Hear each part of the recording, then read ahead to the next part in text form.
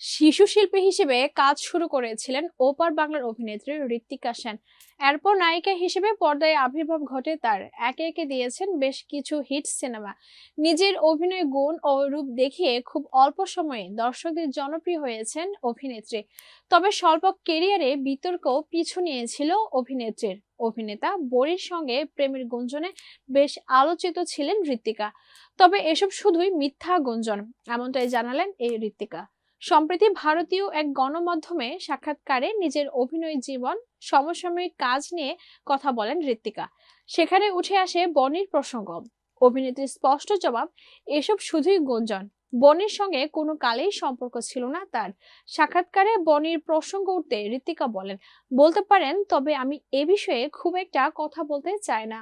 আমি বনির সঙ্গে ছবি করব না বলে ঠিক করেছি।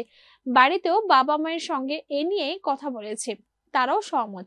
বনির সঙ্গে বন্ধুত্বের প্রসঙ্গে অভিনেত্রী বলেন, বনির সঙ্গে কোনোদিনই কিন্তু গাঢ় বন্ধুত্ব ছিল না, কাজ সূত্রে যা হয়ে থাকে তাই। বনির সঙ্গে সম্পর্কে রয়েছেন আরেক জনপ্রিয় অভিনেত্রী কৌশানী মুখার্জি। দুজনের সম্পর্কে তৃতীয় ব্যক্তি হিসেবে নাম এসেছিল ঋত্বিকার। এ নিয়ে তোলপাড় কম হয়নি। বনির সঙ্গে আসলে প্রেম ছিল কিনা এমন প্রশ্নে ঋত্বিকা বলেন, বনির সঙ্গে আমার কোনো কালেই প্রেম ছিল না, এগুলো রটানো হয়েছে। কে বা কারা রটিয়েছে তা আমি বলতে চাই না। আমার পারিবারিক শিক্ষা এমন নয় যে কারো নাম নিয়ে কোনো সাক্ষাৎকারে উল্টো পাল্টা বলবো। কিন্তু অনেকে বলে, অতীতেও বলেছে।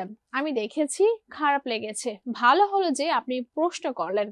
বহুদিন ধরে মিথ্যা আমি দেখে আসছি।